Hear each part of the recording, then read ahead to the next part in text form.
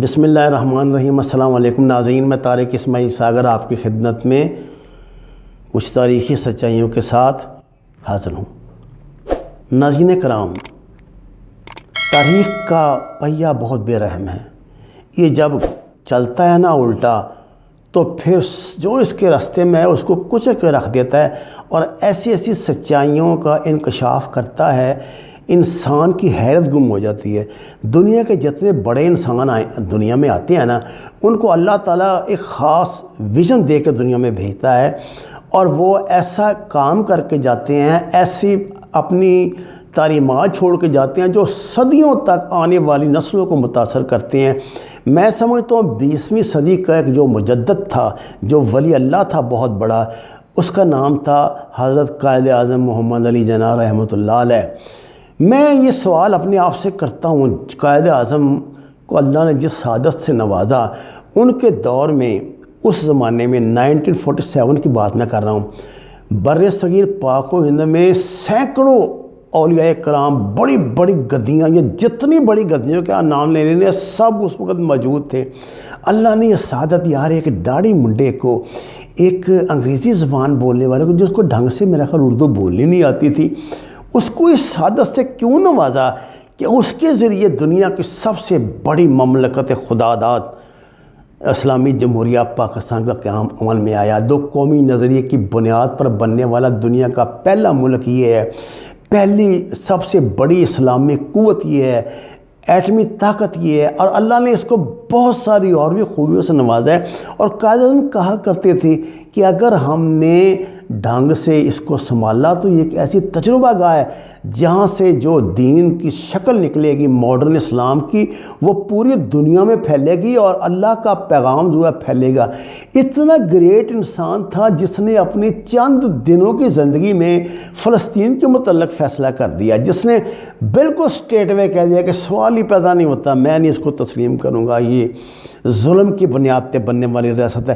جس نے اپنے کمانڈر ان چیف سے کہا کہ حیدرآباد پہ حملہ کرو، کشمیر پہ حملہ کرو اور ان کو آزاد کراؤ، گجرات کاٹھیاوار پہ حملے کا حکم آپ نے دیا تھا۔ ناظرین کرام، بات یہ ہے کہ کیونکہ پاکستان کے قیام کے ساتھ ہی سازشی عناصر نے اس کی تقریب کا عمل بھی شروع کر دیا تھا۔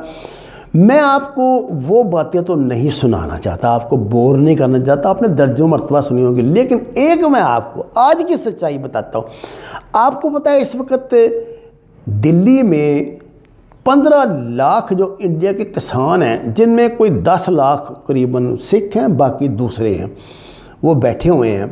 یہ سکھ جو لیڈر وہاں پہ بیٹھے ہیں، ان میں جو 60 70 سال کے لوگ ہیں، جنہوں نے شاید قائد اعظم کو دیکھا بھی نہیں ہوگا، ان کی زبانی آپ نے قائد اعظم کی حکمت، قائد اعظم کی وزڈم، قائد اعظم کی گریٹنس کے حوالے سے باتیں سنی ہیں نا؟ نہیں سنی تو پلیز وزٹ کریں۔ درجنوں لوگوں نے کہا ہے، آج وہ لوگ قائد اعظم کے احسان مند ہو رہے ہیں، وہ کہتے ہیں کہ یار جو قائد اعظم نے ہمیں کہا تھا نا وہ بالکل صحیح تھا۔ قائد اعظم نے ان کو کیا کہا تھا میں آپ کو بتاتا ہوں۔ دیکھیے 1947 سے پہلے ماسٹر تارا سنگھ کو انسیڈنٹلی ان کا لیڈر بن گیا تھا۔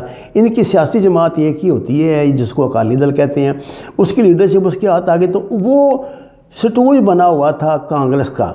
کانگریس نے بالکل اس کو اپنے قابو کیا ہوا تھا، اس کو باقاعدہ تنخواہ دیتے تھے، اس کو باقاعدہ، اور جی اس کی گندی عادتیں جو کچھ تھی اس کو کرتے تھے۔ اچھی بھی عادتیں ہوں گی تو کیا ہے، انسان کی جو بھی اس کی کمزوری تھی اس کو ایکسپلائٹ کرتے تھے، اور نہرو تو اس کی گودی میں بیٹھ جایا کرتا تھا جا کے۔ قائد اعظم نے جب یہ تقسیم ہند کا سلسلہ شروع ہوا تو لارڈ ماؤنٹ بیٹن نے سکھوں سے کہا تھا کہ میں تمہارا اس میں ایک علیحدہ ملک بنا دیتا ہوں، اور یہ مشرقی پنجاب اس کو کہتے ہیں، دلی تک، جس میں تم اپنی مرضی سے حکومت کر سکو گے۔ ظاہرہ اکالی دل کا یہ مطالبہ تھا، سکھ اپنی الگ اسٹیٹ چاہتے تھے، سکھ ہوم لینڈ چاہتے تھے، لیکن خدا جانے، کیونکہ لارڈ ماؤنٹ بیٹن کی جو مسز تھی، ان کے کہا جاتا ہے کہ مسٹر نہرو کے ساتھ ناجائز تعلقات ہیں۔ نہرو کے اور بھی بہت ناجائز بچیاں، کہا جاتا ہے یہ امیتابھ بچن بھی اس کا ہی بیٹا ہے۔ اب میں آپ کو عرض کرتا ہوں کہ قاعدہ اس کے نہرو تک یہ بات پہنچ گئی تھی کہ سکھوں کو علیحدہ مملکت ملنے والی ہے، اور وہ اس کو پتہ تھا کہ اگر سکھ یار چلے گئے تو انڈیا کا تو بیڑا غرق ہو جائے گا، مسلمان جو انڈیا میں رہ جائیں گے وہی انڈیا پہ قبضہ کر لیں گے، کیونکہ لڑنے مارنے کا طریقہ تو ان کو نہیں نہ آتا تھا، وہ تو سکھوں کو ہی آتا ہے۔ یہ تو چلاک لوگ ہیں، مکار لوگ ہیں، ہیرا پھیری سے، بدماشی، گنڈا گردی سے، چوری چکاری سے کام کرتے ہیں نا، جو ہندو ہسٹری جس طرح کی ہے۔ قائد اعظم نے جب یہ سنا کہ اس نے نہرو نے اس کو بلایا، جناب دعوت کی اس کی ماسٹر تارا سنگھ کی، اس کی گودی میں بیٹھ گیا کہ آپ ہمارے بڑے ہیں، خدا کے لیے ہمیں چھوڑے نہ، یہ نہ کریں وہ نہ کریں، یہ سارا انڈیا آپ کا ایسے ہے۔ اس کا دماغ خراب کیا، مسلمانوں کے خلاف ایسا بھڑکایا۔ وہ جو یہ الزام مسلمانوں پہ لگاتے ہیں، 3 بڑے الزام ہیں، ان کی تفصیل پھر آپ کو بتاؤں گا، وہ دہرائے کہ مسلمان تو تمہارے دشمن ہیں، انہوں نے تو تمہارے گروؤں کو قتل کیا تھا، ان کے بچوں کو دیواروں میں زندہ چنوا دیا تھا، جیلی جتنے مزاروں میں گنا دیا۔ ماسٹر تارا سنگھ اس کے ساتھ مل گیا۔ قائد اعظم کو اطلاع ملی تو سکھوں کی ایک بڑا گروپ نوجوانوں کا تھا، وہ قائد اعظم کے پاس پہنچا، روکتا پیٹتا، اس نے کہا کہ اس کا دماغ خراب ہو گیا ہے، خدا کے لیے آپ اسے سمجھائیں۔ قائد اعظم نے اس کو بلایا، آپ نے 2 تجاویز اس کے سامنے رکھی۔ پہلے تو یہ تھی، اس نے کہا کہ تمہیں جیسا تیسا بھی اپنا خالصتان ملتا ہے وہ لے لو، نہیں تو ہم پنجاب کو ٹوٹنے نہیں دیں گے، تمہیں انٹیریئر اٹانومی دیں گے، اور پاکستان میں انہوں نے کہا کہ اگر صدر فتح کیا مسلمان ہے تو وزیر اعظم سکھ ہوگا، اگر وزیر اعظم مسلمان ہے تو صدر سکھ ہوگا۔ فوج میں ان کا کوٹا قریباً 50% مقرر کیا، کیونکہ آپ کو پتہ ہے یہ مارشل ریس ہے۔ ان کو کہا کہ تمہاری اکانومی آزاد ہوگی، تم یہ صرف 2 یا یہ خارجہ امور، اپنے عسکری امور اور کرنسی قائد اعظم کا یہ مشترکہ ہوگی، باقی تم ہر بات میں آزاد ہوگے۔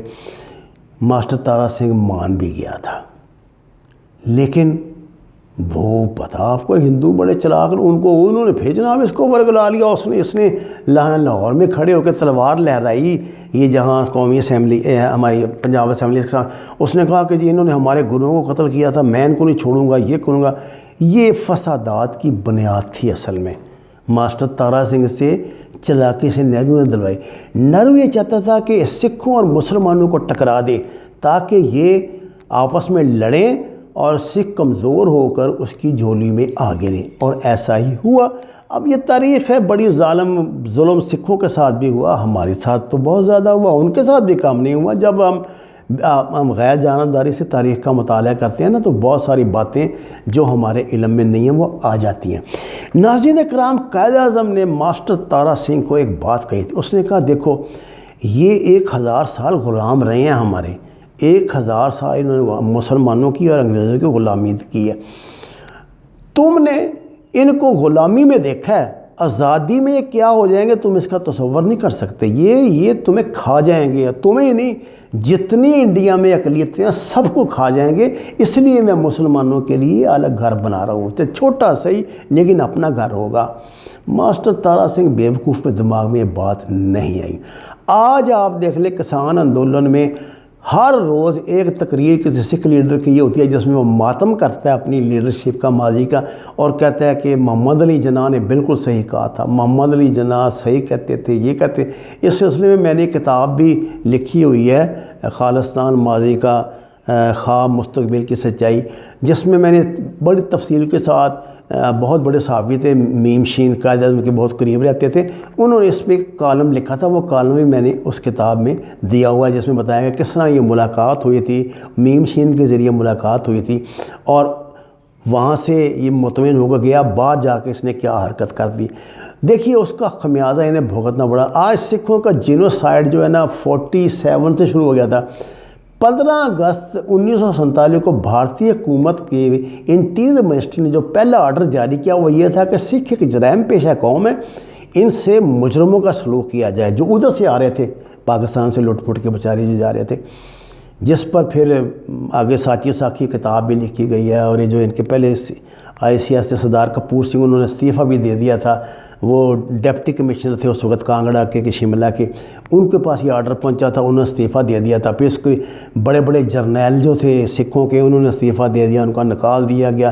جو ذلیل انہیں کیا گیا وہ ایک لمبی داستان ہے، میں آپ کو کیا سناؤں۔ لیکن قائد اعظم کی وزڈم آج 73 سال ملک کے قیام کے بعد ثابت ہوگی، جس کا اقرار سکھوں نے کر لیا، مسلمان نہیں کرتے۔ ان کی اپنی مسلم لیگ یہ اس کی نمائندگی کرتے ہیں نا، میاں برادران، یہ نہیں کرتے، اللہ کی پناہ یہ نہیں کرتے۔ یہ قائد اعظم کے مزار پہ جا کے ڈانس کرتے ہیں، دھمالے ڈالتے ہیں، اور وہاں پہ جا کے تو چیخ چلا کے ان کے تقدس کو مجروح کرتے ہیں۔ اور وہ پروفیسر لمبو کہہ رہا تھا، وہ جو ان کا ارسطو ہے، کہ پھر کیا ہوا، وہ بندہ ہی ہے نا جس کی قبر ہے، وہ کوئی فلاں تو نہیں، یہ تو نہیں۔